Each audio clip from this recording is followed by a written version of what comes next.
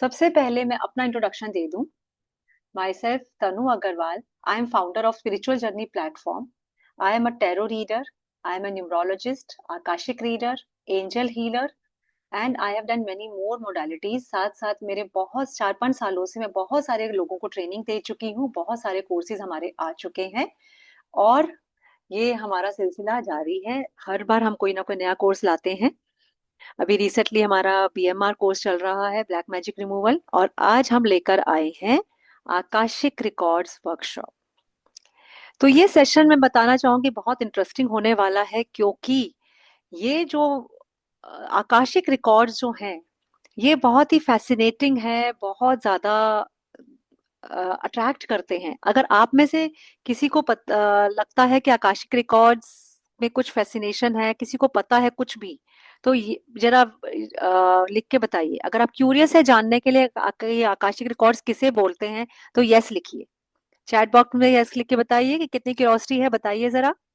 I want to know. क्योंकि अगर हम आज यहाँ बैठे हैं इस वर्कशॉप पे, तो कोई तो चीज हमें अट्रैक्ट कर रही है यहाँ आने के लिए। यस यस यस, हिस्ट्री लिखा, यस। और कोई? नारायण जी भी क्यूरियस हैं, सुरेश जी भी। Very good. तो काफी एक क्यूरियोसिटी है जो हमें यहाँ ले आई है। तो सबसे पहले तो हम बात करेंगे कि आकाशिक रिकॉर्ड्स एक्चुअली है क्या। तो किसी को यहाँ कुछ नॉलेज है कि आकाशिक रिकॉर्ड्स क्या है? एनीवन जो बोलना चाहे, बताना चाहे।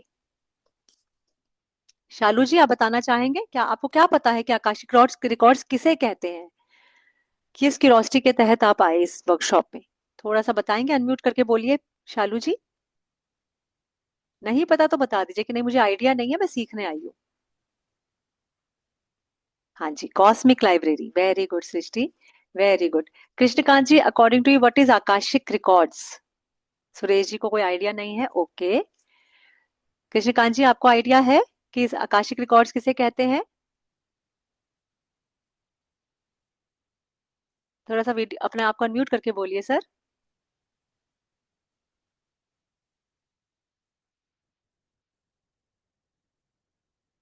No idea. श्वेता जी को भी कोई आइडिया नहीं है? हाँ कृष्णकांत जी बोलिए। पूर्व पूर्व जन्म या कुछ उसके हिसाब से। जी बिल्कुल, बिल्कुल सही, बिल्कुल सही। और इसीलिए ये चीज या कि इतनी उसको ठीक करने का तरीका। बिल्कुल राइट। तो आकाशिक लाइब्रेरी आखिर है क्या? सुनते ही गूजबम्स आ जाते हैं। एक अजीब सी अंदर से क्यूरोसिटी जागृत हो जाती है कि आखिर ये है क्या आकाशिक रिकॉर्ड्स। आकाशिक रिकॉर्ड्स हम लोगों ने बचपन से एक सुना था। हमारी माइथोलॉजी में एक चीज है कि एक चित्रगुप्त, भगवान चित्रगुप्त को हम सब जानते हैं, राइट? जानते हैं तो हैंड रेज करिए।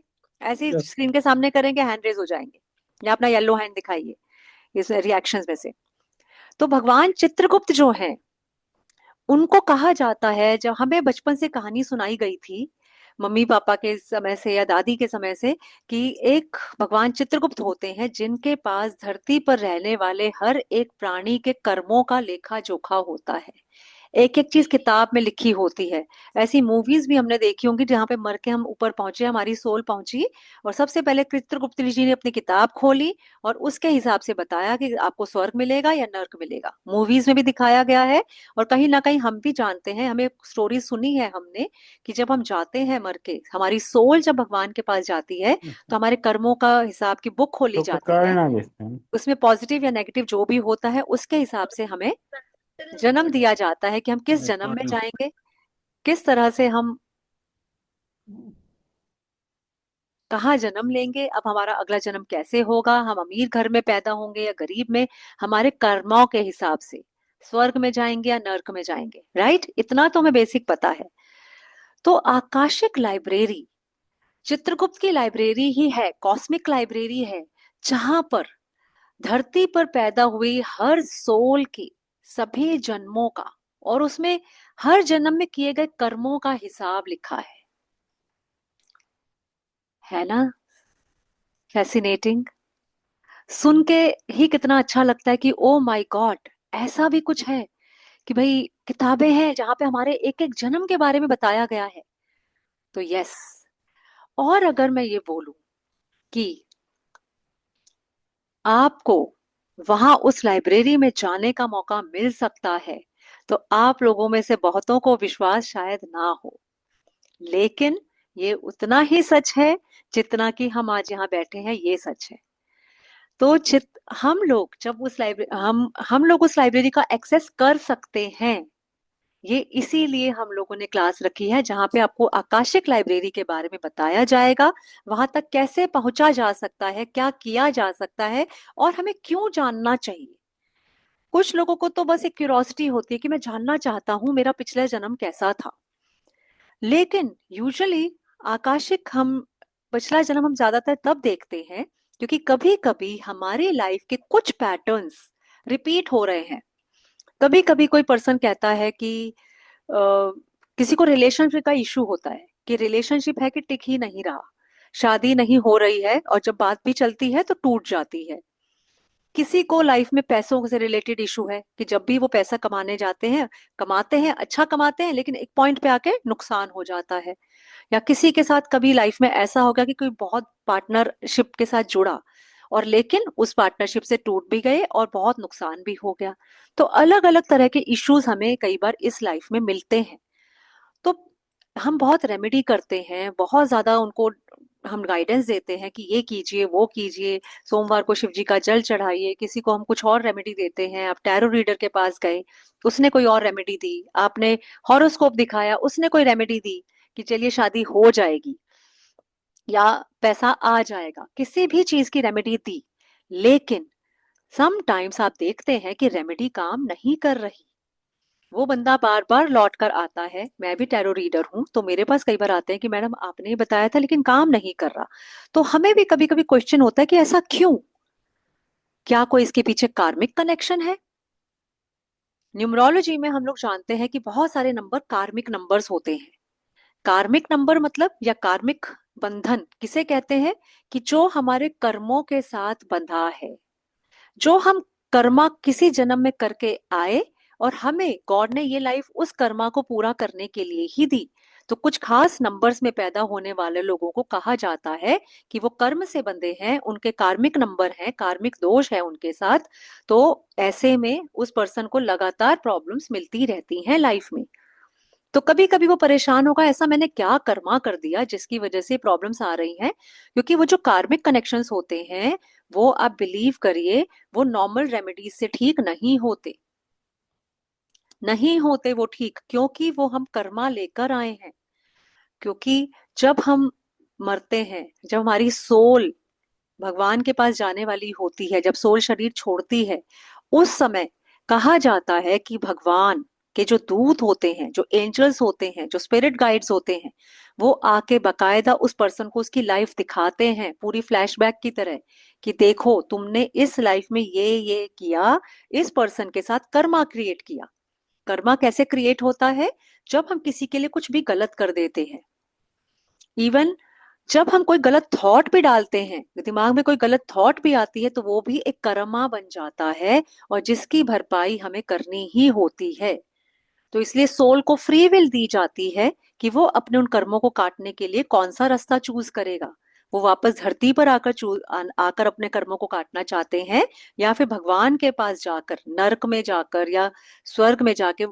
इनफैक्ट नर्क स्वर्ग अलग से नहीं बोला जाता, वहां पे डिफरेंट लेवल्स होते हैं, प्लेन्स होते हैं। कुछ लोग जो नर्क में है वो लोअर प्लेन्स में रहते हैं। और कहा जाता है कि नर्क जैसा जो हिस्सा है जहां पे आप बुरे कर्म करके जाते हो, वहां पर एक जैसे धरती का एक साल वहां पर 100 सालों में बीतता है। वहां पर बहुत कड़ी पनिशमेंट दी जाती है, हम लोगों ने गरुड़ पुराण भी सुना है। वहां पे बहुत टाइम लगता है एक सोल को अपलिफ्ट होने में। तो अपने उन कर्मा को काटने के लिए सोल बार बार धरती पर जन्म लेती है, ताकि वो अपनी गलतियों से सीख के अगले वाले जन्म में उन गलतियों को सुधार सके। इसका सबसे बड़ा एग्जाम्पल है कि कर्मों से तो भगवान भी नहीं बच पाए, कर्मों से भगवान भी नहीं बच पाए। अगर आप लोगों को याद हो, जिसने भी ये स्टोरी सुनी है, मैं आज एक छोटी सी स्टोरी सुनाऊंगी भगवान विष्णु की। एक बार नारद जी को एक अप्सरा पसंद आ गई और उन्होंने सोचा कि वो रानी राजकुमारी थी, वो राजकुमारी पसंद आ गई और उन्होंने सोचा चलो अब घर बसा लिया जाए, शादी कर ली जाए। नारद जी तो थे ब्रह्मचारी। अब उन्होंने सोचा कि मेरे रूप, इस रूप को देख के तो मुझे कौन ही पसंद करेगी, तो उस प्रिंसेस का, उस राजकुमारी का स्वयंवर होने वाला था। तो उन्होंने सोचा कि मैं एक अच्छा सा रूप ले लेता हूँ भगवान विष्णु से और वहां जाके स्वयंवर में बैठ जाता हूँ, तो वो मुझे ही चूज करे और मेरी शादी हो जाए। उन्होंने बोला, भगवान जी से रिक्वेस्ट करी कि मुझे एक अपना रूप दे दीजिए। तो भगवान जी ने उसको बोल दिया, मैंने तुम्हें हरि का रूप दिया, जाओ। अब वो चले गए बड़े इठलाते हुए। वहां जो भी उनको देख रहा था हंस रहा था, उन्हें लगा कि सब लोग मुझसे जेलस हैं। और वो मजे से बड़े कॉन्फिडेंटली वहां बैठे। बाद में उस कन्या ने उनसे विवाह नहीं किया। और जब नारद जी दुखी होकर आए तो उनको हैरानी हुई कि ऐसा क्या हुआ, मैं तो भगवान जी का रूप लेकर आया था और मेरे को तो इस कन्या ने पसंद नहीं किया। तो वो पानी के पास आके बैठ गए। वहां उन्होंने जब पानी में देखा अपने आप को, तो रियलाइज हुआ कि उनको बंदर का मुंह दिया गया था। हरि मतलब वानर भी होता है। तो भगवान विष्णु ने नारद जी की वो खत्म करने के लिए, कि जो वो, क्योंकि वो ब्रह्मचारी थे, उनको शादी नहीं करनी थी, तो उस चीज को खत्म करने के लिए, उनके घमंड को दूर करने के लिए उन्हें बंदर का रूप दे दिया, वानर का। उसी समय वो गुस्से में तमतमाते हुए भगवान के पास गए, विष्णु जी के पास, और उन्हें श्राप दिया कि तुमने जो मुझे ये रूप दिया है, तुमने मेरा, मुझे सारे दुनिया में मजाक बना दिया, और एक दिन ऐसा आएगा जब तुम्हें यही बंदर बचाएंगे, तुम्हें उन्हीं वानरों की हेल्प लेनी पड़ेगी जिन वानरों का तूने मजाक उड़ाया है। और ये कह के चले गए। अब हम सब जानते हैं कि त्रेता युग में भगवान राम बनकर विष्णु जी के अवतार थे और वहां पर उन्हें वानरों की हेल्प ही लेनी पड़ी माँ सीता को बचाने के लिए। तो क्या हुआ कि कर्मों से तो भगवान भी नहीं बच पाए, तो उन्होंने जो किया उस कर्मों को भुगतने के लिए उन्हें धरती पर आना पड़ा। तो हमारे, जो हम ऑर्डिनरी लोग हैं, वो भी धरती पर बार बार आते हैं, हमारी सोल बार बार धरती पर आती है उन कर्मों का हिसाब देने के लिए जो हम पिछले जन्मों में करके आए हैं। अब कर्मा भी दो तरह के होते हैं, एक वो जो हमने बुरे कर दिए, एक वो जो अच्छे कर्मा है। उनको हम संचित कर्मा भी कहते हैं। संचित कर्मा वो कर्मा होते हैं जो हमें अगले जन्म में, उस जन्म में अच्छे कर्म किए, हमने बैंक में पैसा रख लिया, तो बैंक में जो हम पैसा जोड़ लेते हैं उनको समय समय पर यूज करते हैं ना, कि जब भी जरूरत पड़ेगी, घर फैमिली में कोई बड़ा खर्चा आया, हमने बैंक से पैसे निकाले, खर्च कर लिए, क्योंकि हमने संचित किए हुए थे, जोड़े हुए थे पैसे, तो वो मुसीबत में काम आए। तो हमारे कुछ कर्मा जो संचित कर्मा होते हैं वो एक करेंसी की तरह हैं जिन्हें हम अपनी सहूलियत से यूज कर सकते हैं। तो वो कर्मा जो अच्छे कर्मा है, गुड कर्मा है, वो हमें दिलाते हैं इस जन्म में अच्छी चीजें, पॉजिटिविटी। जैसे कोई ये कह सकता है ना कि भाई चाहे कुछ भी हो, मेरे को प्रॉब्लम्स तो बहुत है लेकिन मेरे बच्चे बहुत अच्छे हैं। पता नहीं किस जन्म के शुभ कर्मों का फल था जो ये मुझे बच्चे ऐसे मिल गए, ये बड़ी, मेरी बड़ी रिस्पेक्ट करते हैं, या ये मुझे बहुत ही केयर करते हैं। तो वो एक अच्छे कर्मा थे जिसकी वजह से मेरे को अच्छा अच्छा मिल गया। कभी कभी कुछ बुरे कर्मा होते हैं, किसी का हस्बैंड का वाइफ से नहीं बनता है, वाइफ का हस्बैंड से नहीं बनता, या कई बार पेरेंट्स इतने अच्छे नहीं मिलते हमें। तो फिर हमारे मन से आता है, मन से क्या निकलता है, पता नहीं कौन से बुरे कर्म किए थे जो ऐसी औलाद मिली, या ऐसे भाई बहन मिले, या ऐसे माँ बाप मिले, या ऐसे दोस्त मिले। राइट।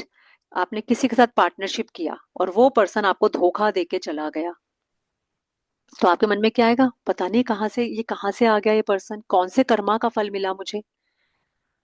क्योंकि कर्मा जो होते हैं वो हमारे साथ साथ चलते हैं, जन्मों में भी खत्म नहीं होते। चाहे हमने अनजाने में भी किसी का बुरा कर दिया, तो वो कर्म हमारा पीछा नहीं छोड़ेगा, हमें उसका बदला देना ही पड़ेगा। फिर मैं कितनी भी रेमेडीज कर लूं, मैं किसी भगवान के चरणों में चाहे जाके बैठ जाऊं, वो कर्मा तो हमें पूरा करना ही पड़ेगा। कर्मों के ऊपर सबसे प्यारा एग्जाम्पल है भीष्म पितामह का। भीष्म पितामह, जब उनको अर्जुन ने बाणों से मृत्यु शैया पर लिटा दिया, 13 दिन तक कहते हैं भीष्म पितामह उन बाणों की शैया पर लेटे रहे, रिस रिस करके खून बह रहा था उनके घावों से, और उनको हर पल पेन हो रहा था। कृष्ण जी जब उनसे मिलने आए तो उन्होंने हाथ जोड़ के कृष्णा से ये पूछा कि हे कृष्णा, मुझे ये बताओ, मैंने जीवन भर अच्छे काम किए, सदा धर्म का पालन किया, धर्म से कभी नहीं विमुख हुआ, तो मुझे मृत्यु के समय इतना कष्ट क्यों मिल रहा है? मैं मरना, क्योंकि उनको इच्छा मृत्यु का वरदान दिया मिला था कि वो जब तक वो उन्होंने कसम खाई थी, जब तक हस्तिनापुर को सेफ नहीं देखेंगे वो नहीं मरेंगे। चाहते तो एक झटके से भगवान मार सकते थे उन्हें, लेकिन वो तिल तिल करके मरने के लिए क्वेश्चन किया उन्होंने। तब भगवान जी ने, कृष्ण जी ने उन्हें याद दिलाया कि किसी एक जन्म में, अब से कुछ जन्मों पहले, एक जन्म में जब वो राजकुमार थे और वो घोड़े पर जा रहे थे तो रास्ते में एक चिड़िया का बच्चा पड़ा था। उन्हें ऐसा लगा कि ऐसा ना हो कि चिड़िया का बच्चा किसी घोड़े के पैरों के नीचे आके मर जाए, तो उन्होंने अच्छी इंटेंशन से उस चिड़िया के बच्चे को उठाकर पास की झाड़ियों में रख दिया। और वो झाड़ियां थी कांटेदार झाड़ियां। वहां पर वो चिड़िया का बच्चा तड़प तड़प कर मरा। तो भगवान जी ने बोला कि उस कर्मा की वजह से आज आपको वो कर्मा पूरा करना है, उसको चुकाना है, इसीलिए आपको इतना कष्ट मिला है। तो आप समझ सकते हैं ना, कितने भी हम बाद में अच्छे काम कर लें, अगर हम किसी जन्म में अनजाने में भी गलत करके आए हैं तो उसकी पनिशमेंट तो हमें मिलेगी ही। मैडम मैडम हाँ जी। मैं बट मुझे एक डाउट है कि मैम जैसे यहाँ पे, लेकिन उनका इंटेंशन तो बहुत अच्छा था ना, वो तो बस वो चिड़िया को बचाना चाह रहे थे। तो यस पहले यस। इंटेंशन तो बिल्कुल अच्छा था, बस वो गलती से उनको शायद ध्यान नहीं गया होगा वो तो इसको बिल्कुल। गलत कर्मा क्यों बोलेंगे मैम? हाँ क्योंकि इंटेंशन इसीलिए, ही सही है।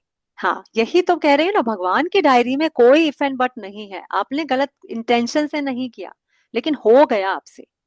आपकी वजह से एक प्राणी ने सफर किया, एक वो लिविंग बीइंग था, एक छोटा सा चिड़िया का बच्चा ही सही, लेकिन उसमें प्राण थे। तो जब जब वो मरा होगा तो उसने कितने अंदर से, उसके मन से आह निकली होगी, राइट?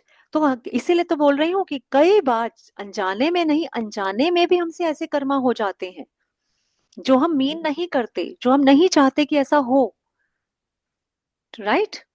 कभी कभी आपने देखा ना, रोड पे एक्सीडेंट्स कई बार अपनी गलती से नहीं होते, दूसरे की गलती से हो जाते हैं। और वो कोई, जैसे अभी आजकल पेपर में चल रहा है कि एक गड्ढा खुदा था, उसके अंदर एक आदमी की डूबकर मौत हो गई। वो बाइक से जा रहा था, गड्ढा बड़ा सा खुदा हुआ था, उसमें गिर गया।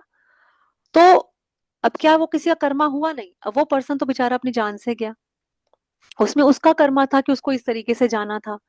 लेकिन जिसने गड्ढा खोदा उसको मारने के लिए तो नहीं खोदा था, लेकिन फिर भी वो बंदा उसमें गिरा और मर गया, तो वो उसे कर्मा में लिखा जाएगा कि तेरी लापरवाही से एक आदमी की जान गई। इसीलिए कहा जाते हैं कि अपने थॉट्स को, अपने माइंड को हर तरह से एक्टिव रखो, भगवान का वो करो ध्यान, और अपने कर्मा को स्वच्छ रखो। अब जैसे वही भरत जी बिल्कुल सही बोले कि जब अच्छी इंटेंशन से भी बुरा हो जाए तो हम क्या कर सकते हैं? ऑफ कोर्स हम कुछ नहीं कर सकते, लेकिन क्लास के एंड में मैं आपको इसके लिए रेमेडीज भी बताऊंगी कि कम से कम जो लोग क्लास में आए हैं वो कुछ समझ के जाएं, अपने कर्मों को कैसे काटा जाए उनको पता होना चाहिए।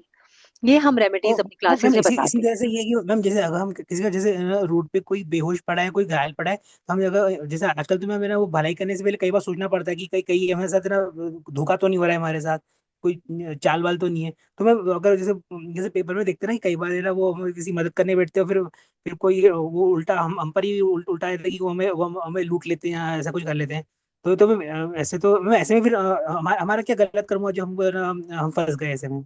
हाँ नहीं, मैं ऐसे वही, में हमारा कर्मा हमारे तक ही सीमित है, दूसरा क्या कर रहा है वो उसका कर्मा है। लेकिन मैंने किसी गरीब को देखा, मैंने उसे परेशान देखा, मैंने उसकी हेल्प की, मेरी इंटेंशन तो अच्छी थी ना, वो मेरे ऊपर मेरा कर्मा वो करने का है तो वो मैं करूं। हाँ, मैं इग्नोर करके चले गई ये सोच के कि नहीं भाई मेरे को इन चक्रों में नहीं पड़ना, तो वो भी होगा, क्या पता कोई जेन्युइन ही हो। पर हाँ, ऐसे इसी में को देखो कहते हैं कलयुग, यही मैम कलयुग है। हमारे साथ ही मैम हमारे साथ ही गलत हो जाता है, हमारे साथ ही धोखा हो जाता है, तो इसलिए मैम कई बार लोग आज, इसीलिए तो लोग आजकल ये बचते हैं लोगों को मदद करने में ज्यादा हाँ हाँ, ज्यादा। वही तो कह रही हूँ, ये कलयुग है ना, कलयुग इसीलिए कहते हैं ना इसे, कि यहाँ पे मैडम, सब कुछ उल्टा हो रहा है। नमस्ते, एक बात पूछना थी। हाँ जी। आप बोल रहे कर्मा काटा, लेकिन ईश्वर का जो दर्शनों का सिद्धांत है, महर्षि कणाद हो गए, न्याय दर्शन महर्षि गौतम, जो पूरा सनातन वैदिक साइंस है उस पर टिका हुआ है, उनका तो कहना है जो है कि कर्म का फल भुगतना ही पड़ता है, वो काट सकते नहीं है, तो ईश्वर के अधिकार क्षेत्र की बात है। वही वही तो मैं कह रही हूँ कि कर्मा तो फल भुगतना ही पड़ेगा। आपने हाँ किसी नहीं, भी जैसे इंटेंशन से ये की। कर्मा कटिंग, कार्ड कटिंग, ये बहुत सारी चीजें आजकल कोर्स चलते हैं, तो ये तो काटने का दावा करते हैं, तो मैं वही कह रहा हूँ आपसे। हाँ, तो रेमेडीज हर चीज की है ना। नहीं, लेकिन उसको आप डिस्ट्रॉय कैसे कर सकते हैं? जैसे बबूल बोया है तो कांटे तो उगने ही है ना, उस तरह हाँ, से नहीं, उसकी बात करेंगे। अभी बता रही हूँ सब कुछ, एक एक करके चीजों पे आ रहे हैं। देखिए, बिल्कुल सही बोला आपने कि कर्मा काटे नहीं जा सकते, लेकिन कम किए जा सकते हैं। सजा कम की जा सकती है, इसको ऐसे समझिए। जैसे अभी हमने कर्मा की बात कर ली, कर्मा अगर आपका पॉजिटिव है तो पॉजिटिव फल भी मिलेगा, और अगर नेगेटिव कर्मा जाने अनजाने कहीं पे भी कर दिया, कभी भी कर दिया, तो उसका नेगेटिव फल भी मिलेगा। भगवान जो ऊपर वाला है वो हर वक्त, हर समय आपको देख रहा है। हर वक्त उसकी किताब में आपके नाम की एडिशन हो रही है। ओके। अब कर्मा का फल तो भुगतना ही पड़ेगा। इसकी वजह से क्या होता है प्रेजेंट लाइफ में, सपोज अब आप एक जनरल, एक छोटी सी इसका एग्जांपल देखिए कि कैसे कर्मा इफेक्ट करता है। एक ही दिन में, एक ही डेट पर, अब मैं न्यूमरोलॉजिस्ट भी हूँ, न्यूमरोलॉजी करती हूँ। हम एक जनरल सी बात बताती हूँ कि 6 नंबर को हम कहते हैं भैया 6 नंबर वाले के पास पैसे की कमी नहीं होगी। तो 6 नंबर वाले दिन, 6 तारीख को, क्या सिर्फ अमीरों के घर में बच्चे पैदा होते हैं? गरीबों के घर में नहीं होते। एक मजदूर, एक बेगर, एक बहुत ही लो वेजेस पे काम करने वाले पर्सन के घर में भी बच्चे होते हैं ना। एवरी सेकंड वर्ल्ड में इतने सारे बच्चे पैदा हो रहे हैं, तो क्या सबकी किस्मत एक सी है? नहीं। इमेजिन करिए कि एक बच्चा जो अंबानी के घर में पैदा होता है, उसी सेम समय पर, सेम घड़ी में, उसी समय एक बच्चा झुग्गी झोपड़ी में भी पैदा होता है। दोनों की किस्मत कितनी अलग है। उसकी सोल को अंबानी का घर या किसी रिच फैमिली को क्यों मिला, और उसको गरीब का घर क्यों मिला? Just because of Karma. Karma बहुत महान है। जैसा हम कर्म करते हैं वैसा ही हमारी सोल की जर्नी बनती है। इसीलिए हिंदू धर्म हो या कोई भी धर्म हो, उसमें कर्मों को बहुत प्रधान रखा गया है कि कर्मा ही आपको बनाता है, कर्मा ही आपको बिगाड़ता है। तो अपने कर्मों को अगर हम अच्छा करके रखें, तो ये जन्म तो रहेगा ही रहेगा अच्छा, और अगले आने वाले जन्मों में भी आप एक बेटर सोल बन के बेटर जगह पर पैदा होगी, क्योंकि अपने अच्छे कर्मा किए हैं। अब इसके बाद बात करते हैं, अनजाने में किए हुए कर्मों की भी सजा मिलती है, जैसा कि हमने बात की, भीष्म पितामह के एग्जाम्पल से समझा। अभी अभी जो क्वेश्चन आया था कि फिर हम कर्मा काटे ही क्यों? कर्मा तो कटेंगे नहीं, डिस्ट्रॉय नहीं होंगे कर्मा, फिर तो इट मींस फिर तो हम ये रेमेडी क्लास कर रहे हैं तो बेकार में कर रहे हैं, मैं रेमेडी बता रही हूँ तो हेल्प नहीं करेगी। ऐसा नहीं है। अब इसको समझिए एक छोटी सी चीज से। आपके घर में एक बहुत कीमती, आप बहुत ही आपके दिल को प्यारा एक वास रखा था, ठीक है? बहुत ही खूबसूरत और बहुत ही कॉस्टली, बहुत आपने कहीं से लेकर आए इम्पोर्टेड, और आपने घर में सजा रखा था। आपके बच्चे ने बॉल खेली घर में और वो ही वास उससे गिर के टूट गया, तो क्या करेंगे? बच्चे को मार देंगे? अब बच्चा क्या करता है, जैसे उसका टूटा उसके हाथ से वास, वो आपके सामने हाथ जोड़ के खड़ा हो गया, मम्मा या पापा, आई एम सो सॉरी, मेरे से आपका बहुत प्यारा वास टूट गया। तो क्या अब आप मारेंगे? नहीं, नहीं मारेंगे ना। जब बच्चे ने अपनी गलती महसूस कर ली, वो हाथ जोड़ के खड़ा हो गया, तो आपके मुंह से क्या निकलेगा? अच्छा अच्छा, चल कोई बात नहीं, बेटा ध्यान से खेला करो, और ऐसा करो साइड हो जाओ, पैरों में ना लग जाए, मेरे को हटाने दो, क्लीन करने दो, कहेंगे ना? बताइए बताइए, यस और नो लिख के बताइए चैट में। आपका रिएक्शन क्या होगा अगर आपके बच्चे ने आपको सॉरी बोल दिया? तो आप उसे माफ कर देंगे? यस, यस या नो लिखिए, बस यस या नो लिखिए, या फिर से बताइए। हाँ, यस, माफ कर देंगे ना? हाँ, बिल्कुल बिल्कुल। ठीक है। तो यस, इस वो माफ किया ही जाता है। तो इसी तरह जब हमारे कर्मा हम पूरे करके आए, माना, लेकिन ठीक है वो मुझसे उस जन्म में हुआ गलती, अगर मैं आज इस जन्म में बैठकर भी भगवान से माफी मांग लूं, उस यूनिवर्स से, वो भगवान परम पिता परमेश्वर जो हम सबके पिता हैं, तो क्या वो माफ नहीं करेंगे? सोच के देखिए। वो कहेंगे ना, चल ठीक है, कोई बात नहीं, तूने अनजाने में गलती की, आज मैं तुझे माफ करता हूँ क्योंकि तूने माफी मांगी। तो माफी मांगना ही सबसे बड़ा इलाज है, उसको तो बदल कर तो नहीं आ सकते हम, राइट? तो इसमें मैं कह रही हूँ कोर्स के एंड में, अभी आज हम ये 2 डेज की वर्कशॉप करने वाले हैं। उसका फर्स्ट डे आज है, सेकंड डे कल रहेगा। तो दोनों ही दिन बहुत आपके लिए बहुत ज्यादा नॉलेजेबल होने वाले हैं। तो please don't miss any session, क्योंकि इसके बाद, इस वर्कशॉप के बाद आपको बहुत सारे क्वेश्चंस के आंसर्स मिलेंगे, एंड आपको अपनी लाइफ को कैसे जीना है उसके लिए एक बहुत अच्छी आपको गाइडेंस मिलेगी, और किस तरह से अपने पुराने कर्मों को काटा जा सकता है उसके लिए भी मैं आपको रेमेडी दूंगी। ओके। तो कभी कभी, जैसा मैंने शुरुआत की थी, टैरो रीडर होने के नाते या न्यूमरोलॉजिस्ट होने के नाते मेरे पास लोग आते हैं और पूछते हैं रेमेडी बताइए मैडम कि क्या करें। और रेमेडी कोई काम नहीं कर रही हो, बाय चांस हमने रेमेडी बताई, थोड़े दिन काम किया, फिर वही पैटर्न स्टार्ट। भाई तब तो असर हो गया, लेकिन फिर से वही पैटर्न स्टार्ट हो गया। फिर हम ऐसे में क्या करते हैं, हमें चेक करना होता है कि कहीं कोई पास्ट लाइफ का कर्मा तो नहीं इफेक्ट कर रहा, क्योंकि अगर पास्ट लाइफ का कर्मा है तो वो इन नॉर्मल रेमेडीज से खत्म नहीं होगा। तो वो चेक करने के लिए कई बार हमें जाना होता है सामने वाले की प्रॉब्लम को दूर करने के लिए। तो ऐसे में हम वो क्वेश्चन लेके उसकी बुक ढूंढेंगे पास्ट लाइफ की लाइब्रेरी में जाके, कॉस्मिक लाइब्रेरी जिसे आकाशिक लाइब्रेरी कहते हैं, वहां जाकर हम उस बुक को ढूंढते हैं, रिक्वेस्ट करते हैं आर्कएंजल मेटाट्रॉन से और चित्रगुप्त से कि वो हमें वो बताए, वो तरीका बताए, वो बताए कि ये जो सफरिंग है, ये जो प्रॉब्लम है, ये किस जन्म से आई है, किस वजह से आई है। फिर हम वहां जाते हैं, उसको देख कर आते हैं, और साथ ही रेमेडी भी लेकर आते हैं। कभी कभी रेमेडी मिलती है, और कभी कभी और खुद हीलिंग भी करके आते हैं उस जन्म में। मीन्स अगर उस जन्म में हमने देखा कि आज जो मेरा पार्टनर था, जो मेरे साथ इतना मेरा नुकसान कर गया, मेरे पैसे ले गया, तो पता चलता है कई बार कि उस जन्म में मैंने उसका नुकसान किया था, मैंने उसके घर चोरी की थी, तो वो कर्मा इस तरीके से आया मेरे पास। तो मैं उस जन्म में जाके उसका उल्टा करके आऊंगी, उसको हील करके आऊंगी, कि उस पर्सन को मैं उससे माफी मांग कर आऊंगी कि प्लीज मुझे माफ करिए। जब सोल, अब आप कहेंगे ऐसे कैसे हो सकता है, सोल तो वही है ना, सोल ने सोल से माफी मांग ली, सोल को पता चल जाता है। तो कभी कभी एक बार या कभी एक बार से ज्यादा बार हमें जाना पड़ता है, और ये हमारा पहला बर्थ नहीं है, ये भी समझ लीजिए। क्या पता कितने बर्थ हम लेकर इस जन्म में आए हैं, और कितने लोगों से हम मिले थे, कितनों के साथ हमने कर्मा क्रिएट किया, अच्छा या बुरा। जैसे फॉर एग्जाम्पल कहा जाता है कि अगर पिछले जन्म में, किसी जन्म में आपने किसी गरीब की हेल्प कर दी थी, और बहुत अच्छे से किसी गरीब बच्चे की हेल्प कर दी, आपने उसे पढ़ा लिखा दिया, तो पता चलता है इस जन्म में वो आपका एक सुपुत्र बन के पैदा हुआ, एक अच्छा बेटा बन के पैदा हुआ, आपकी सेवा करने के लिए, उस कर्मों का बदला देने के लिए, कि जो आपने उसके ऊपर किया था, आपने उसके साथ जो अच्छा कर्मा क्रिएट किया था, वो इस जन्म में भी आपके पास वो कर्मा करने आया है।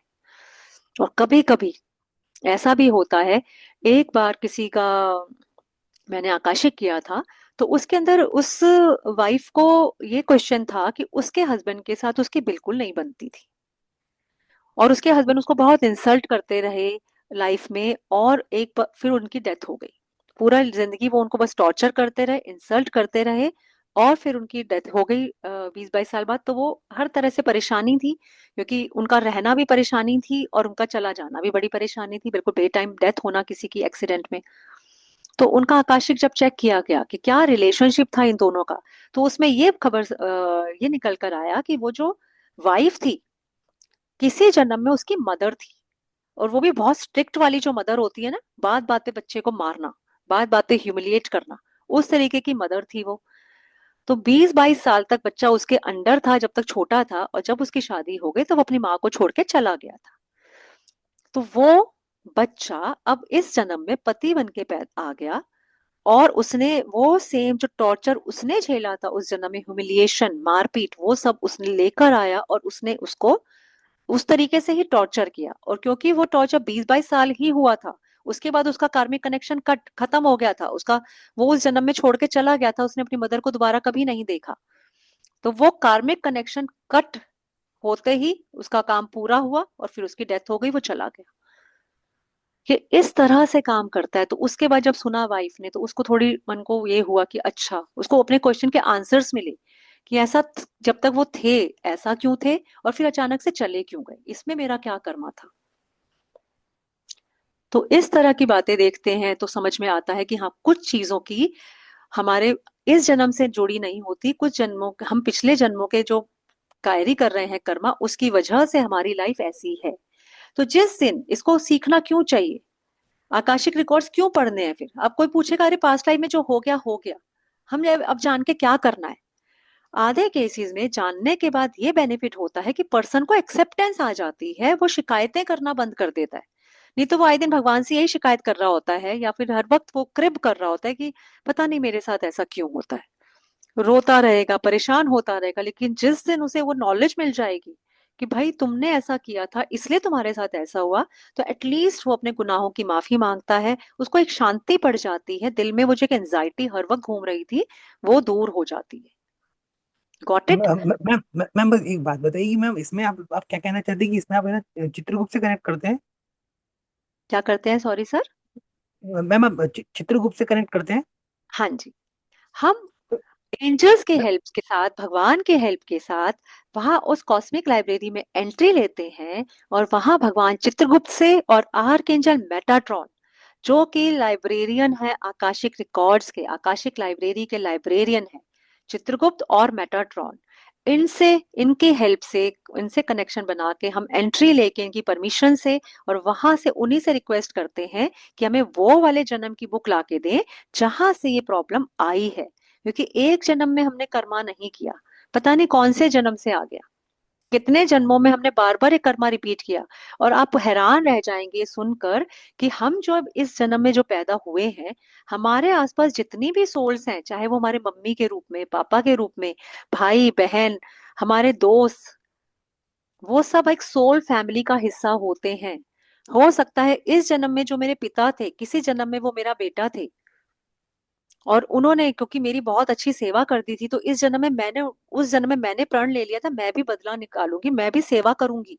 तो मैं बेटी बनकर पैदा हो गई या बेटा बन के पैदा हो गई उस पिता की सेवा करने के लिए, जो उस जन्म में मेरा बेटा था या उस जन्म में मेरा पिता था। वाइस वर्सा रोल्स हो जाते हैं। इसके ऊपर एक बहुत प्यारी किताब है जिसको पढ़ के मेरे को बहुत ज्यादा फैसिनेशन हुआ था कि मुझे भी आकाशिक रिकॉर्ड्स चेक करने हैं। वो बुक थी मैनी मास्टर्स मैनी लाइव्स। उसके अंदर, वो रियल स्टोरी पे बनाई गई है बुक, उसके अंदर एक साइकेट्रिस्ट थे जिनके पास एक लड़की आती है, और उस लड़की को ये प्रॉब्लम थी बहुत ज्यादा कि वो, उसको नींद में डर लगता था, उसका दम घुटने लगता था और वो घबरा कर उठ जाती थी। वो सालों से ढंग से सोई नहीं थी क्योंकि सोते ही उसका गला चौक होने लगता था और वो उठ जाती थी। तो डॉक्टर को लगा कि चलो कोई बचपन की कोई ऐसी घटना होगी जो इसे याद नहीं होगी, उसको ऐसा लगता है उसको पानी में उसको डुबो के मारा जा रहा है। डॉक्टर को लगा कि शायद इसका कोई बचपन का कोई कनेक्शन है, कहीं पानी में डूबने का, डूबते डूबते बची होगी। तो उन्होंने उसको हिप्नोटिज्म की स्टेट से उसको क्योर करने की कोशिश की। वो उसको जब हिप्नोटिज्म में लेके गए तो वो अपने किसी और बर्थ में ही पहुंच गई। उसकी आवाज एकदम बदल गई और उसने ये बताना शुरू किया कि किस तरह वो डॉक्टर जो था उस जन्म में कोई उसका टीचर था, और वो क्या करती थी, उसके आसपास कौन कौन लोग थे, जो इस जन्म का बॉयफ्रेंड था वो उस जन्म में कौन था, उसने बताना शुरू कर दिया। फिर उसके बाद जब भी वो डॉक्टर को रेगुलर विजिट करती थी, और डॉक्टर के पास हर बार उसका एक नया जन्म खुल के आ जाता था हिप्नोसिस में, और वो उस डॉक्टर ने ही बुक लिखी थी। डॉक्टर ब्रायन वीजली की बुक है, बहुत अच्छी बुक है। उसमें उसने, कैथरीन ने जो लेडी थी, उसने अपनी बहुत सारे जन्मों का कच्चा चिट्ठा खोला, और जब डॉक्टर को रियलाइज हुआ कि तो अलग अलग जन्मों में जा रही है, तो वो भी हैरान रह गए। और कुछ जन्मों में तो उसने ये भी, वो ऐसी लैंग्वेज भी बोली जो वो जानती भी नहीं थी, उस लैंग्वेज में ही बात की उसने जो उसने कभी सीखी ही नहीं थी। एंजल्स को देखा उसने, एंजल्स के बारे में बताया, और हर बार अपनी डेथ भी डिस्क्राइब की कि कैसे उसकी डेथ हुई, कैसे उसकी सोल बॉडी से निकली, और कैसे उसके एंसेस्टर्स उसको लेने आए, एक लाइट दिखाई थी गोल्डन, और फिर वो चली गई। तो हर जन्म का कोई ना कोई उसके पास एक्सपीरियंस था। तो उस मैनी मास्टर्स मैनी लाइव्स आप भी पढ़ के देखिए, आपको समझ में आएगी कि किस तरह हम एक जन्म नहीं है, हम बहुत सारे जन्मों के बाद यहाँ तक पहुंचे हैं। और हमारी लाइफ की एक एक प्रॉब्लम, छोटी बड़ी, वो कहीं ना कहीं हमारे कर्मों की देन है। और हमारे लाइफ की एक एक अच्छाई भी, ऐसा तो नहीं होता कि 100% कोई इतना अभागा हो कि सारी चीजें नेगेटिव ही है उसकी लाइफ में, कुछ ना कुछ तो अच्छा भी करके आए होंगे भाई। कोई तो संचित कर्मा भी लाए होंगे। जिस तरह जाने अनजाने बुरा कर्म नुकसान दे जाता है, भीष्म पितामह को जैसे नुकसान दे गया कि उन्होंने अच्छी इंटेंशन से भी चिड़िया का बच्चा रखा और वो मरा, तो उनको भी वही सब दुख झेलना पड़ा, वो महसूस करना पड़ा, वो दुख दर्द कि कैसे वो सुइयां चुभती हैं। तो उसके ऊपर एक स्टोरी, अच्छे कर्मा, अगर अनजाने में अच्छा कर्म भी कर दिया तो वो भी खाली नहीं जाएगा। एक स्टोरी जो मैंने पढ़ी थी उससे मुझे बड़ी इंस्पिरेशन मिली है कि हाँ, अच्छा कर्म तो जैसे भी हो जाए कर देना चाहिए। आपको ने बहुतों में सुनी होगी, मैं लेकिन फिर सुनाऊंगी जिन्होंने नहीं सुनी उनके लिए, कि एक बार एक हंटर होता है, क्या कहते हैं, शिकारी। एक शिकारी था और वो रोज जाता था जंगल में और जानवरों को मारकर घर लेकर जाता था, अपने बच्चों का पेट भरता था, खुद भी खाता था। मांस मच्छी खाने वाला इंसान, जानवरों को मारकर पेट भरने वाला। तो ऑब्वियसली कुछ अच्छा नहीं है, भगवान की नजरों में तो गलत प्रोफेशन ही है। एक बार ऐसा हुआ कि वो एक पेड़ पर चढ़कर बैठा, लेकिन उसे उस दिन कोई शिकार नहीं मिला। तो जिस पेड़ पर वो बैठा था उसने क्या किया, वो वेट करते करते उसे पत्ते तोड़ के नीचे फेंकने शुरू कर दिए। ओके। अब वो फेंकता गया, भूखा रहा वो उस दिन, उसको कुछ खाने को नहीं मिला, उसको भूखा रहना पड़ा। जब वो मरा, उसके बाद जब वो ऊपर गया तो वहां पे उसको भगवान जी ने उसके कर्मों को देखते बोला कि तुम इसको स्वर्ग में भेजो। उसने कहा भगवान ये कैसा इंसाफ है, मैंने तो जीवन भर लोगों का बुरा ही किया, मैंने तो सिर्फ मार के एनिमल्स को मार के ही खाया है, मैंने तो, मुझे नहीं लगता मैंने कोई अच्छा काम किया, मुझे स्वर्ग क्यों दिया जा रहा है। तो फिर भगवान जी बोले कि उस दिन तुम्हें याद है, तुम एक दिन भूखे रहे और तुमने पत्ते फेंके नीचे, वो शिवरात्रि का दिन था और तुम जिस पेड़ पे बैठे थे वो बेल पत्र लगे हुए थे वहां पर, और तुमने अनजाने में, नीचे शिवलिंग था उसके ऊपर तुमने बेल पत्र चढ़ा दिए। तो अनजाने में वो एक कर्म किया हुआ, भगवान का नाम भले मुंह से नहीं लिया लेकिन तुम्हारा कर्मा तुम्हें ले गया स्वर्ग के रास्ते। तो अनजाने में भी अच्छा कर्म कर दिया तो वो भी फल देता है। समझ गए? तो कर्मा इतना है। तो ये जो हमारा आकाशिक जो है, आकाशिक लाइब्रेरी की जो हम बात कर रहे हैं, रिकॉर्ड्स की बात कर रहे हैं, तो ये जो हमें कोर्स आने वाला है, एक्चुअली ये कोर्स आएगा 16 से स्टार्ट होगा कोर्स। इसके अंदर पूरी कर्मा थ्योरी पढ़ाएंगे हम, और ये 10 डेज का कोर्स होने वाला है जिसके अंदर आपको वो आकाशिक रिकॉर्ड्स की लाइब्रेरी को कैसे एक्सेस करना है, आपको अट्यूनमेंट दिया जाएगा और आपको चेक करना सिखाया जाएगा कि किस तरह के अपने कर्मा को हम चेक करें। तो अगर आपको भी एक चीज फैसिनेट कर रही है कि हाँ, कुछ चीजों के आंसर मुझे चाहिए, कि मेरी लाइफ में ऐसा था तो क्यों था, नहीं था तो क्यों नहीं था। सपोज मेरे क्लाइंट थे जिन्होंने मुझसे आकाशिक रीडिंग करवाई, इसलिए क्योंकि उनके लाइफ में प्रॉब्लम्स थी रिलेशनशिप्स में। वो जब भी किसी रिलेशनशिप में आते थे तो बहुत अच्छा चलता था रिलेशनशिप, लेकिन जैसे ही शादी की बात आती थी रिलेशनशिप टूट जाता था, ब्रेकअप हो जाता था। तो जब मैम उनके कहते आकाश, कर्मों का भुगतान होना होता है तभी हमें ये चीजें सामने आती हैं, तभी हम वो चीजें का कर पाते हैं, मतलब कि जी समाधान बिल्कुल, होता है। बिल्कुल। क्योंकि आज जितने भी लोग यहाँ बैठे हैं, मैं आपको एक चीज और बता दूं कि ये आप लोग बड़े ब्लेस्ड हैं। इसका मतलब जब आप यहाँ आए हैं तो कोई तो एनर्जी आपको यहाँ लेकर आई है। तो शायद ये भगवान का एक इनडायरेक्ट आपको इंडिकेशन है, हमारे एंजल्स का, हमारे एंसेस्टर्स का, कि अब समय मिल आ गया है, तुम अपने कर्मों से छुटकारा पा सकते हो, यानी बुरे कर्मों से कैसे उनसे माफिया मांग सकते हो, या कुछ क्वेश्चंस जो अभी तक अनआंसर्ड थे, आप नहीं समझ पा रहे थे कि मेरे ही साथ ऐसा क्यों हुआ, मेरे अपनों के साथ ऐसा क्यों हुआ, किसी पर्सन का डिवोर्स है तो क्यों हुआ, क्या हस्बैंड वाइफ तो 7 जन्मों के फेरे लेकर आते हैं, फिर डिवोर्स क्यों हो गया, कोई तो रीजन होगा। एक डिवोर्स को इसकी आकाशिक की गई तो मैंने देखा कि उसके अंदर वाइफ ने, क्योंकि हस्बैंड जो था उस जन्म से था कि वहां उसने अपनी वाइफ को बहुत टॉर्चर किया था और बहुत मल्टीपल रिलेशंस में रहा वो आदमी।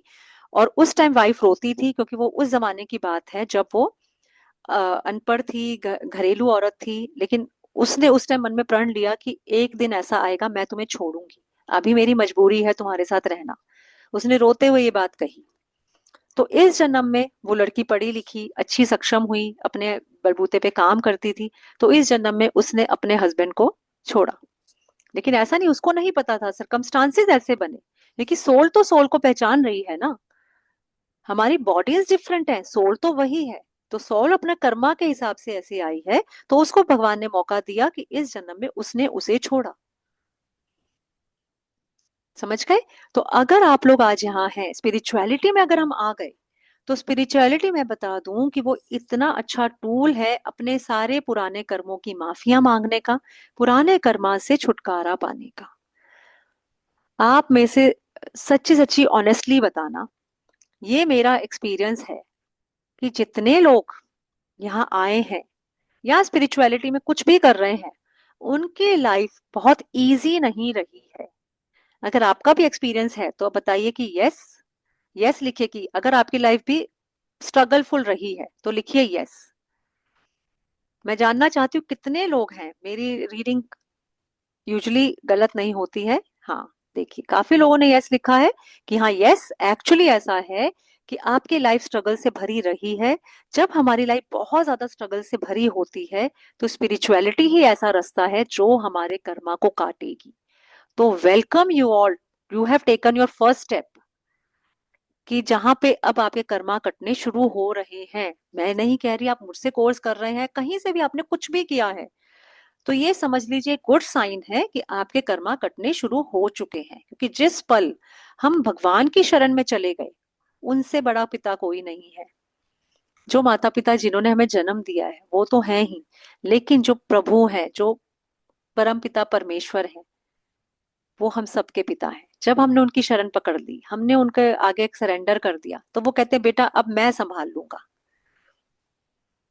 तो जितने भी लोग हैं वो बहुत ज्यादा कहते हैं ना, स्पिरिचुअलिटी की लाइन आसान नहीं है। जिसने एक कहते हैं ना सोने को तपाने जैसा है ये, कि पहले सोने को बहुत जलाया जाता है, तपाया जाता है, तब वो ज्वेलरी बनती है, जेवर बनता है और इतना खूबसूरत बन जाता है। तो जो स्पिरिचुअलिटी में आया है, समझ लीजिए उसने अपनी सोल को बर्न किया है। लाइफ पे इतनी स्ट्रगल्स उसको दी गई हैं, और जब वो एक एक करके सारे टेस्ट से निकला, तब उसे भगवान ने कहा now you are my blessed child, now I am going to help you. और अब हमें वो रास्ता मिला है जिससे हम अपने दुख दर्द तो दूर करें ही करें, सामने वाले के भी करें। ये हमें रास्ता है अपने कर्मों से बचने का, जहां हम खुद भी सीखें और दूसरों को दुखों को दूर करने के लिए भी उन्हें उस रास्ते पर लेकर जाएं। क्योंकि अगर मेरे थ्रू किसी एक आदमी का भी भला होता है, तो मेरी सोल का एक पाप तो कम हो गया होगा कहीं ना कहीं, राइट? तो ये है हमारे आकाशिक रिकॉर्ड्स जो इस तरीके से हमारे आगे चलेंगे। अभी मैं आपके साथ वैसे मैंने काफी चीजें पढ़ा दी हैं, तो पीडीएफ वगैरह भी मैं आपके साथ शेयर करके मैं पढ़ाऊंगी। इसमें थ्योरी पार्ट भी रहता है और प्रैक्टिकल कोर्स रहेगा ये हमारा, जिसके अंदर मैं आपको प्रैक्टिकली लेकर जाऊंगी, आकाशिक रिकॉर्ड्स को एक्सेस करना सिखाऊंगी। कल की वर्कशॉप बिल्कुल मिस मत करिएगा, फ्री वर्कशॉप है, लेकिन उसके अंदर मैं आपको गाइडेड मेडिटेशन के थ्रू आपकी पास्ट लाइफ में लेके जाऊंगी, आपके बचपन तक लेके जाऊंगी, जिसको कहते हैं पास्ट लाइफ रिग्रेशन। खुद जाएंगे, खुद एक्सपीरियंस करेंगे। Don't miss tomorrow's class, it is going to be very exciting. वो एक्सपीरियंस शायद बहुतों ने पहले ना किया हो, कि किस तरह आप खुद अपने पास्ट को देखकर आएंगे। उसी तरह से उससे आपको एक हिंट मिलेगा कि किस तरह हम आकाशिक लाइब्रेरी में जाने वाले हैं। पूरा ये जो मेरा कोर्स है आकाशिक रीडिंग का, ये पूरा का पूरा प्रैक्टिकल कोर्स है, 10 डेज का कोर्स होता है, जिसमें हम हर रोज एक ना एक अपने साथ मैटर लेकर जाते हैं और उसको हील करके आते हैं। और ये सिर्फ यही नहीं है कि हमने गए और देख के और आ गए, क्योंकि फिर तो आपके मन में एक क्वेश्चन आएगा कि भाई देखने का फायदा है क्या, मुझे नहीं जानना मेरा पिछला जन्म, मुझे कोई इंटरेस्ट नहीं है, क्या फर्क पड़ जाएगा अगर मैं पिछले जन्म में क्या करके आया। लेकिन ऐसा नहीं है, हम जाएंगे भी, देखेंगे भी, उसको हील भी करेंगे, सो दैट कि जब हमने हीलिंग कर दिया तो वो इस जन्म में हमारी चीजें ठीक होने लगेंगी। जो रेमेडीज अभी तक काम नहीं कर रहे थे वो काम करने लगेंगी। सपोज किसी को हेल्थ इश्यूज है लेकिन ठीक ही नहीं हो रहे, तो उसके हेल्थ इश्यूज ठीक होने लगेंगे। सपोज किसी का कोई मकान था जो बिक नहीं रहा था, उसके हम हीलिंग करके आएंगे, तो आपको पता लगेगा कि हाँ वो प्रॉब्लम दूर हो गई, मकान बिक गया। या कोई प्रॉपर्टी नहीं खरीद पा रहे थे, तो कहीं ना कहीं कोई कर्ज लगा था किसी का, वो ठीक हो गया।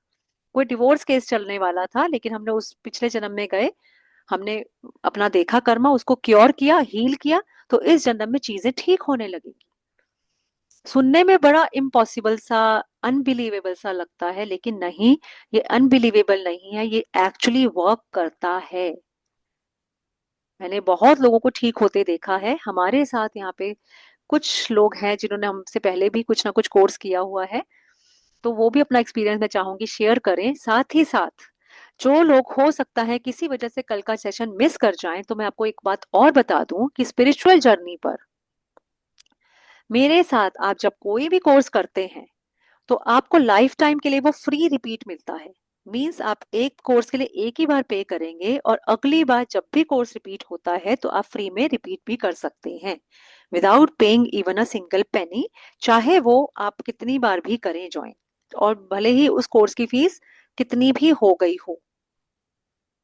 आपसे कुछ भी चार्ज दोबारा नहीं लिया जाएगा। मेरे यहाँ से कोर्स करने पर आपको कंप्लीट पीडीएफ मिलेगी, ऑल द वीडियोस मिलेंगे, रिकॉर्डेड सेशंस मिलेंगे, और रिकॉर्डेड सेशंस भी आपको लाइफ टाइम एक्सेस के साथ मिलेंगे, ऐसे ही नहीं कि हटा लिए थोड़े टाइम में। अब मैं चाहूंगी बट किसी का कोई डाउट है तो पूछ लीजिए। हाँ जी। मैम जैसे 10 दिन में आप कह रहे हो कि हम आपको करवाएंगे, तो 10 दिन में हम मतलब कि जैसे हम बिगनर हैं, हमें कोई नॉलेज नहीं है, तो हम जाकर वो चीजें कर पाएंगे? बिल्कुल कर कोई पाएंगे नेहा जी। बहुत लोग दूसरे तीसरे दिन ही करने लगते हैं।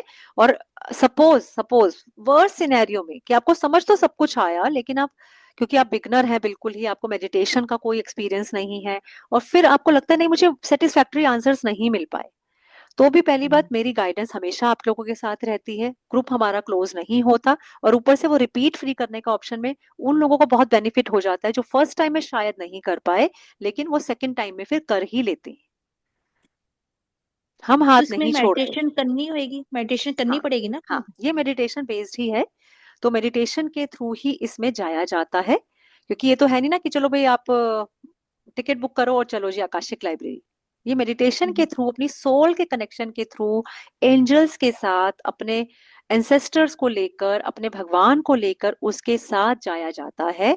चिंता मत करिए, 10 डेज का अगर कोर्स है तो उसमें से समझ लीजिए थ्योरी तो एक ही दिन पढ़ते हैं हम, बाकी 9 डेज तो हम जाके प्रैक्टिस ही करते हैं। एवरी डे हम जाते हैं। इसमें अट्यूनमेंट्स भी होंगे, एक एंजल अट्यूनमेंट है इसके अंदर और एक आकाशिक अट्यूनमेंट है।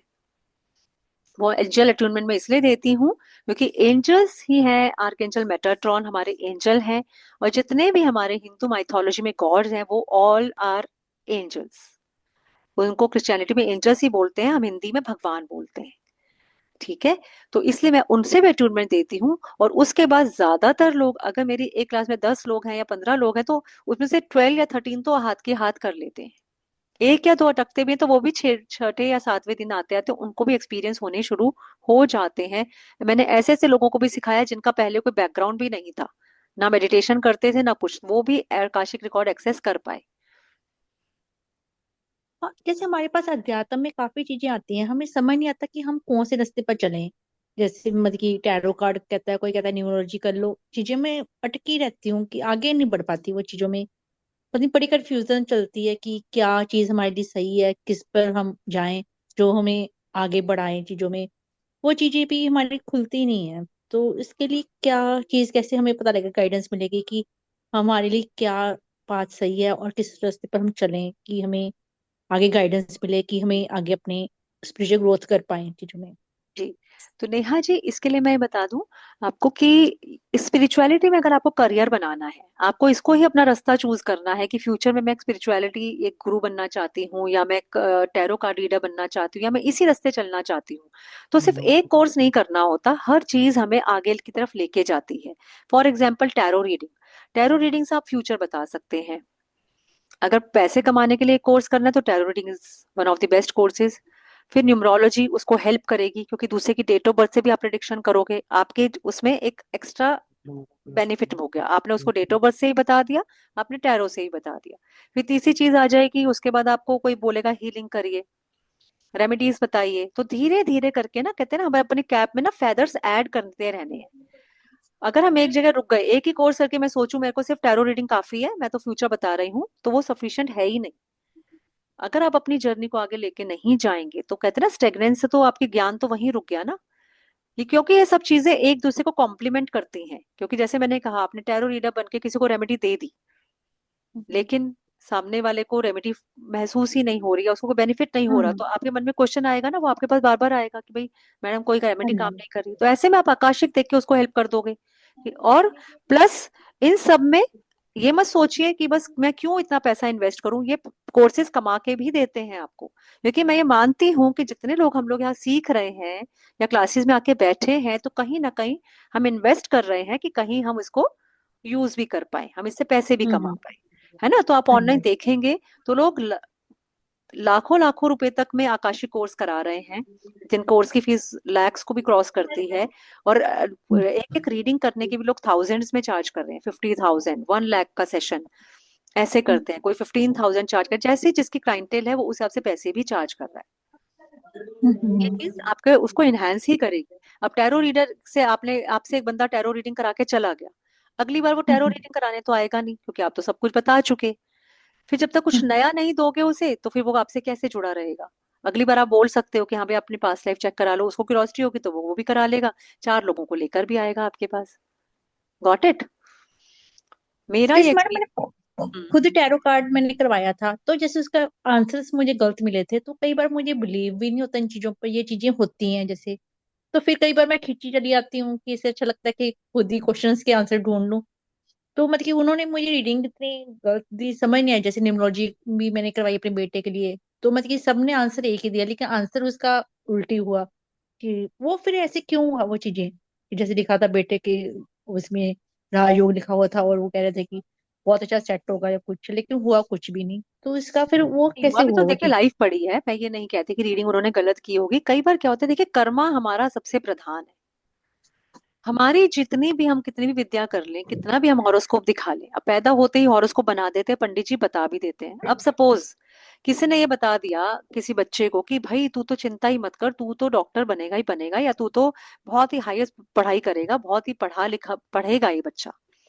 अब हाँ उसको जी। ऐसे समझ लो, अब बच्चे, अब आपने कहा अरे भैया बच्चा तो पढ़ेगा ही पढ़ेगा, अब तो बच्चे ने पढ़ना छोड़ दिया, उसको लग रहा है कि ठीक है मैं तो पास होता ही रहूंगा। तो अब आप खुद बताइए, अब वो पढ़ना छोड़ देगा तो कैसे पास होगा, नहीं हो पाएगा ना। कर्मा तो उसे करना ही पड़ेगा। तो कई बार कर्मों के ऊपर भी होता है कि सपोज आपको बता दिया राजयोग है, लेकिन आप राजयोग के हिसाब से कोई कर्मा ही नहीं कर रहे, तो फिर धीरे धीरे वो राजयोग भी छिन जाएगा ना। मेहनत करनी ही पड़ेगी।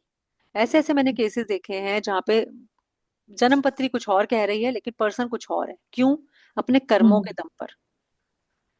तो इसीलिए हम जब बताते हैं तो कर्मा बता देते हैं साथ साथ कि टैरो में भी कि देखिए चेंज हो सकता है, अब आप इसको कर्मा कर लीजिए, चीज बदल जाएगी। जरूरी नहीं है कि पत्थर की लकीर की तरह भगवान ने लिख दिया कि भैया ये तो गड्ढे में गिरेगा ही गिरेगा। अगर आप संभल के चलोगे तो गड्ढे के साइड से निकल जाओगे आप। समझ गए? और अध्यात्म में भी जैसे मतलब कि जैसे आकाशिक रीडिंग के कोर्सेज भी मैं देखा है, जैसे हर एक का रेट अलग अलग है। कोई वही चीज 50,000 में बेचा, वही तो हम उसमें चीजों को परखेंगे कैसे, क्योंकि हम नए हैं, हम बिगिनर्स हैं, हमें तो चीज की नॉलेज नहीं है कि तो फिर हम पॉकेट के किससे। हिसाब से it is something like that कि आपको एक जीन्स खरीदने भी जाते हो तो वो पटरी पे 400 रुपए की मिल जाएगी, एक मीडियम शोरूम में 1500 की मिल जाएगी, और एक बड़े शोरूम में 4,000 की मिल जाएगी। खराब तो कोई भी नहीं है ना। तो वो उसी तरह से क्लाइंटेल है। अब किसी के क्लाइंटेल में अंबानी जैसे लोग हैं तो ऑब्वियसली उसके फीस चार्जेस ऐसे ही होंगे। जैसे मैं आकाशिक रीडिंग की बता ही रही थी, एक है मैडम, मैंने जिनका सुना है, मैं जिनको थोड़ा फॉलो करती हूँ, मैंने सुना है कि वो 1-1 लाख से भी प्लस लेती हैं एक सिंगल सेशन के। और जो कोर्सेज ऑटोमेटिक राइटिंग के मैं करा देती हूँ मात्र 7-8 हजार में, वो उसी कोर्स को 6 लाख रुपए में करवाती हैं। तो ये नहीं कि वो गलत है, सबका अपना अपना एक लेवल है, सबको कैसे क्लाइंट मिल रहे हैं, कौन कितने चार्ज करना चाहता है, वो सबके ऊपर है। मैं एंजल कोर्स 11,000 में कराती हूँ, ऐसे लोग हैं जो 50,000 में करा रहे हैं। हर तरह के लोग हैं। मतलब कोर्सेज सेम ही होते हैं, उसमें कोई फर्क नहीं होता, जैसे चाहे 11,000 नहीं, करो चाहे। देखो देखो, विद्या तो विद्या ही है ना। आपने अगर किसी भी स्कूल से पढ़ाई कर ली तो कभी आपको ऐसा लगा कि मैं तो 10th का पेपर नहीं दे पाई, उस स्कूल से पढ़ती तो 10th का पेपर दे पाती मैं? नहीं ना। सिलेबस तो सेम ही हम्म। रहेगा। आज मैं आकाशिक का, मेरा तरीका डिफरेंट हो सकता है, लेकिन रिकॉर्ड तो आप मेरे से सीख के भी पढ़ के आओगे। और कहीं पे हम्म। आपने 2 लाख रुपए फीस दे दी तो वहां पे भी रिकॉर्ड्स ही पढ़कर आओगे। समझ गए? हम्म। तो इट इज लाइक दैट। वो सबका अपना अपना क्लाइंटेल है, सबका अपना अपना एक मार्केटिंग है, कौन कितने लोग किस तरह के लोगों को अट्रैक्ट कर पाता है, दैट्स इट। फर्क कुछ नहीं होता। टैरो मैं भी सिखाऊंगी और टैरो आपने कहीं से लाख रुपए खर्च करके भी सीखा, तो हो सकता है उसके बाद भी आपको कि नहीं मैडम आपके टैरो सिखाने का तरीका ज्यादा अच्छा है, क्योंकि पास्ट में ऐसा हुआ मेरे साथ।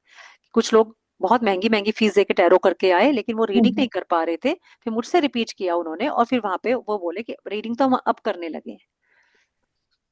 ठीक है। तो ये भी कोई माध्यम बनना होता है कि हमने किससे सीखना है, या ये हमारी अपनी होती है, मतलब कि अपना अपनी होता विल है है, कि अपनी विल है, बाकी तो देखो भगवान की मर्जी। हाँ नहीं मैं डिसीजन कह तो ये अपने, है हाँ।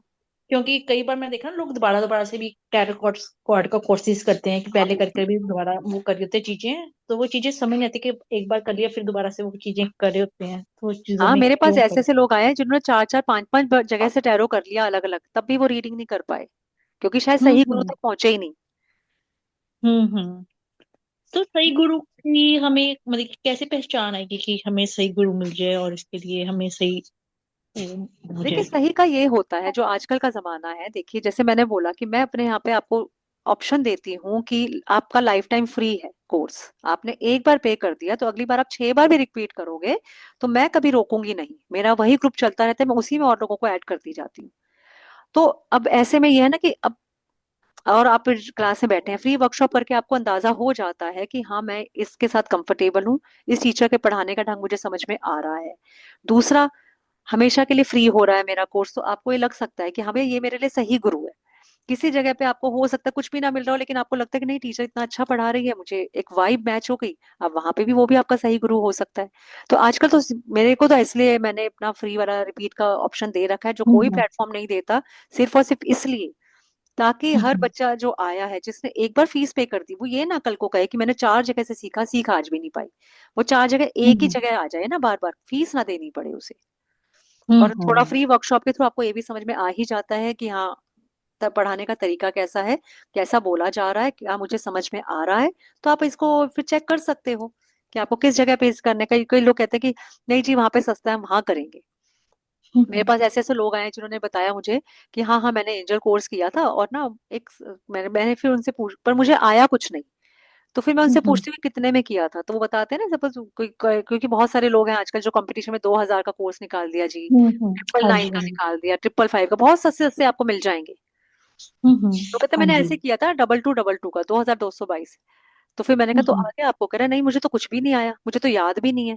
तो मैंने कहा वही, जैसी हाँ जी। क्वालिटी डालोगे वैसी तो मिलेगी ना। वो छोटे छोटे कोर्सेज बना देते हैं, कोई आपको निकाल देगा कि 5,000 में जो टैरो सिखा रहे हैं, आप सोचोगे ये तो हाँ बढ़िया जी। है, 5,000 में मैं सीख जाऊंगी।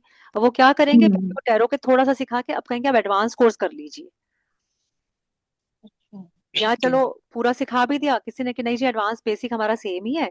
फिर पता लगेगा कि कोर्स करा के कार्ड्स पढ़ा के छोड़ दिया आपको कि जी रीडिंग तो करना है, तो अब आपको एक और कोर्स करना पड़ेगा जिसकी फीस इतनी है। घुमा फिरा के अब उतना ही देके उठोगे। लेकिन ये मान के चलिए कि विद्या एक, उसके लिए आपको थोड़ा सा एनर्जी एक्सचेंज तो देना ही पड़ता है, ये भी भगवान की दी हुई विद्या है, इसको हम ऐसे ही नहीं बांट सकते, फ्री में कुछ नहीं मिलता।